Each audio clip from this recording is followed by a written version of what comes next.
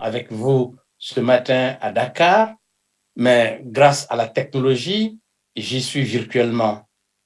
C'est un honneur, un grand plaisir et un privilège d'avoir l'opportunité d'introduire la conférence face à l'urgence climatique, sur les questions de développement durable, de changement climatique, de transition énergétique en Afrique. Comprendre et que faire. Je vais essayer en une vingtaine de minutes d'évoquer quelques éléments qui, j'espère, vont pouvoir nourrir les débats qui suivront et les tables rondes, les discussions qui suivront. Il me semble qu'il est absolument nécessaire dans le contexte actuel, en Afrique, au niveau de chacun des pays ou de chacune des sous-régions, d'avoir une plateforme pour le développement endogène africain, c'est-à-dire qui va s'intéresser aux questions du système africain pour le changement climatique, les institutions d'analyse et de connaissance, les questions d'anticipation pour les prochaines étapes. Bref, il est important que l'on puisse créer des réseaux ou activer des réseaux ou stimuler des réseaux, rassembler, faire de la recherche pour nourrir les politiques et communiquer. Ceci paraît essentiel. Et au cours si on regarde le contexte africain, il y a beaucoup d'aspirations qui sont encore non satisfaites malgré les plans de développement nationaux. Il s'agit entre autres du plein emploi, on est loin du compte. Il s'agit de mettre fin à l'extrême pauvreté sous toutes ses formes et dans tous les endroits du pays et du continent. Mais il s'agit d'une croissance économique rapide et soutenue. Il s'agit d'obtenir des revenus par habitant plus élevés. Il s'agit de il s'agit bien sûr d'une plus grande équité distributive et une urgence environnementale. Ces questions et bien d'autres requièrent une attention la plus urgente, aussi bien que les questions de changement climatique. Et c'est dans ce contexte-ci que les membres de l'Union africaine, les Africains, ont développé et conçu l'agenda 2063 de l'Union africaine, c'est-à-dire l'Afrique que nous voulons à l'horizon 2063, c'est-à-dire dans 50 ans, c'est-à-dire qui est structuré autour d'acteurs et de partenariats, de développement axé sur les populations, de bonne gouvernance démocratique, droit de l'État, une Afrique prospère, un continent uni politiquement et intégré, une Afrique en paix et sécurisée, identité culturelle forte, valeurs éthiques partagées, tout un ensemble d'éléments essentiels et fondamentaux dont on est assez loin, mais malheureusement qui n'est pas du tout saisi par aussi bien les politiques africains que le monde de la recherche et le monde de la formation dans le contexte africain. Et ceci est bien avant, 2 années avant l'objectif de développement durable, c'est-à-dire qui est un objectif à l'horizon 2030, qui fait écho et qui fait un miroir de l'agenda 2063 qui était en 2013. Malheureusement, l'objectif du développement durable est mieux connu dans le contexte africain que l'agenda 2063. Et nous avons conclu, dans le cadre du groupe intergouvernemental d'experts sur l'évolution du climat, cette année d'analyse des productions scientifiques sur les questions des changements climatiques, tout aspect lié au changement climatique, c'est-à-dire sur la science du climat, la science physique du climat, qui est sur la physique, la base physique du climat, le rapport du groupe 1, et sur les questions d'impact, d'adaptation et de vulnérabilité pour le groupe 2, sur les questions d'atténuation du groupe 3, et nous avons produit également 3 rapports spéciaux, un sur océan et cryosphère, un sur les terres et le changement climatique, et un sur les changements, le 1,5 de réchauffement climatique. C'est-à-dire qu'il nous donne l'état des connaissances scientifiques, ce que nous savons, et que pouvons-nous faire pour agir dans le contexte du changement climatique. Il ne s'agit pas uniquement de faire le constat, le point de la situation, mais de dire également ce que nous pouvons faire. Et cette production donne un support scientifique qui est clair et sans ambiguïté. c'est-à-dire les rapports successifs récents du GIEC, c'est-à-dire depuis plus de 30 ans, confirment que pour limiter le réchauffement à 1,5 degré, 1,5 degré qui est politique, qui n'est pas du tout scientifique, il faudrait des transitions rapides, d'envergure, sans précédent, des systèmes de sont plus élevés avec toutes les conséquences que l'on connaît aujourd'hui. On a cette possibilité aussi bien d'agir au niveau des pays que d'agir sur le plan individuel avec un certain nombre de conditions qui sont des conditions favorables, notamment la gouvernance inclusive, les différentes formes de connaissances, la finance et l'innovation, et aussi bien que éviter un certain nombre de contraintes comme la pauvreté, l'inégalité, l'injustice, et de raisonner également à travers des silos, à travers des secteurs. Et si on regarde dans ce contexte-ci, l'énergie joue un rôle essentiel et fondamental, qui est à la base des problèmes que l'on connaît actuellement d'urgence climatique, aussi bien des problèmes que l'on connaît dans le domaine du développement.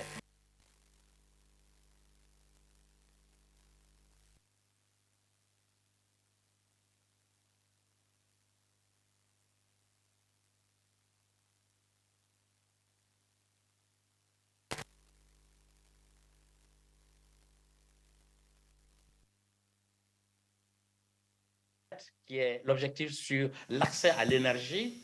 Et bien sûr, la question des changements climatiques est une menace fondamentale pour le développement durable et la lutte contre la pauvreté. Sans avoir abordé la question énergétique, qui est une question centrale, on a des difficultés à pouvoir prendre à bras le corps, notamment dans le contexte africain, les questions du climat, les questions de développement et de développement durable et de lutte contre la pauvreté. Et la situation actuelle de l'énergie en Afrique constitue un paradoxe. C'est-à-dire les contraintes et les défis sont bien connus et largement documentés. C'est-à-dire qu'il n'y a aucun rapport où on ne dise pas, où on n'a pas une idée assez claire du problème que l'on vit dans le contexte sur la question de l'énergie. Il s'agit en fait d'une situation de pénurie dans l'abondance. C'est-à-dire qu'on a énormément de ressources énergétiques. C'est comme quelqu'un qui se trouve au bord d'un fleuve et il est en train de mourir de soif. C'est-à-dire qu'il y a un énorme potentiel de ressources d'énergie renouvelable et d'énergie fossile dans le contexte africain et les Africains n'ont pas accès à l'énergie. Il y a une permanence de systèmes énergétiques de très faible qualité.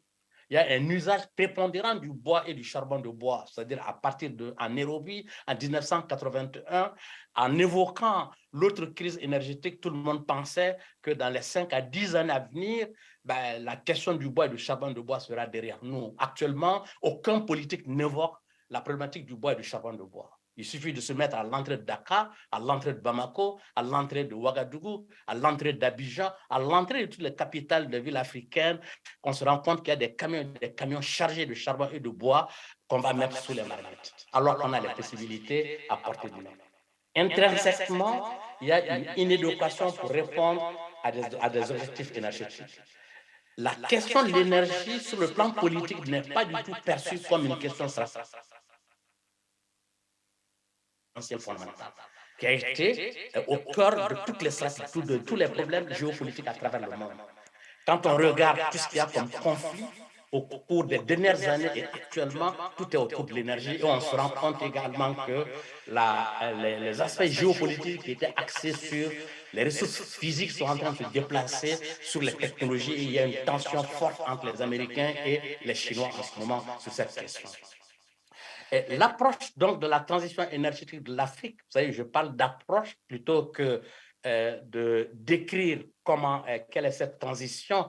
Les énergies IA nécessitent une vision, c'est-à-dire une vision telle que l'énergie au service du développement, parce que l'énergie en tant que telle n'a aucune finalité, c'est le service que l'énergie rend. Notamment, il faut lier la question de l'énergie au développement. C'est-à-dire promouvoir la réflexion, la discussion autour du rôle central de l'énergie dans la prise en compte des priorités pour le continent, afin d'aligner les impératifs des aspirations nationales.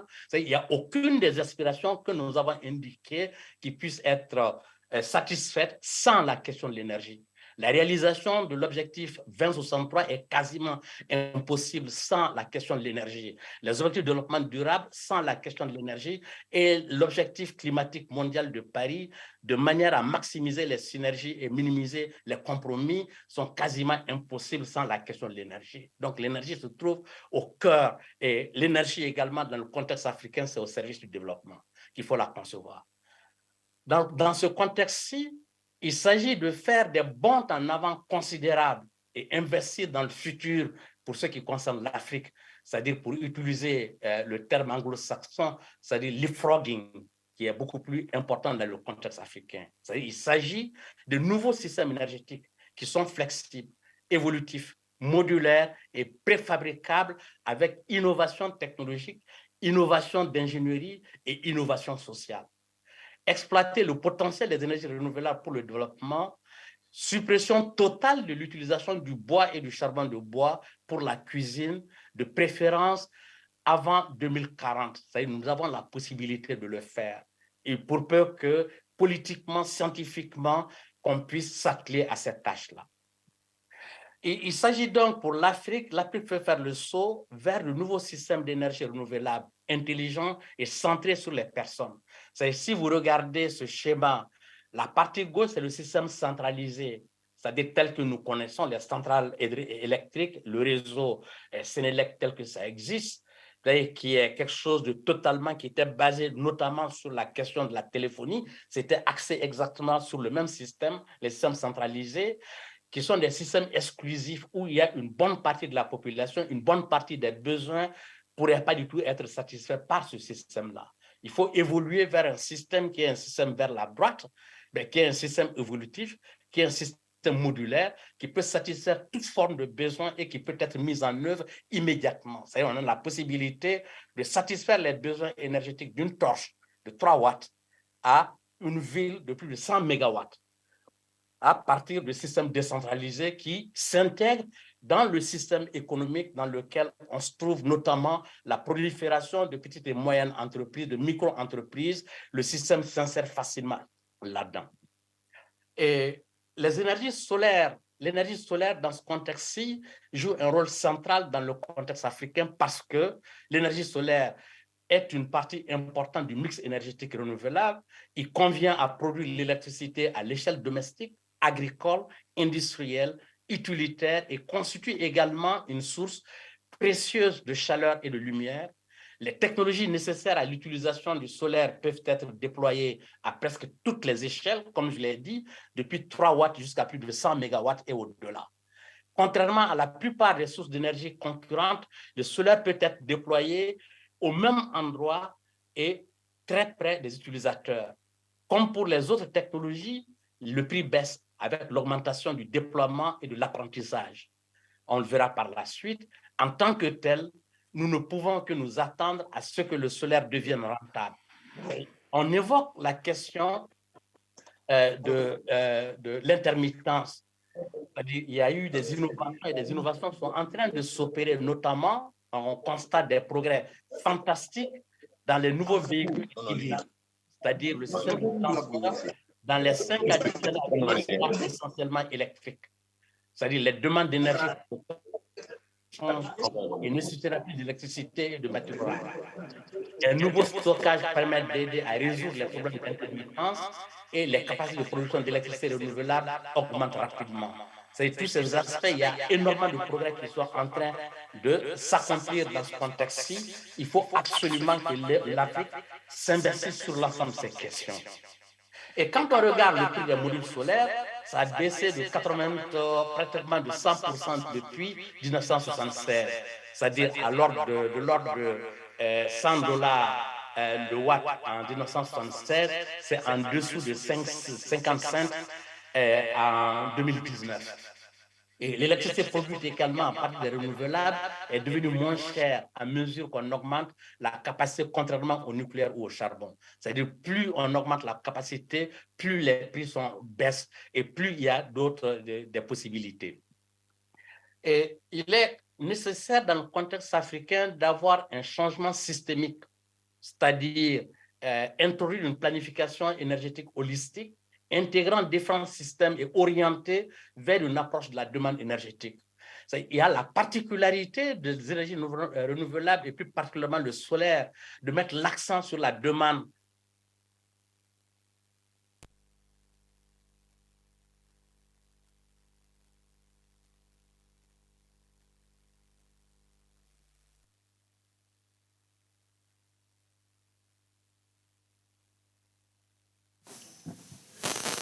Il y a un problème de micro là. Est-ce que vous pouvez lui signaler ça, s'il vous plaît?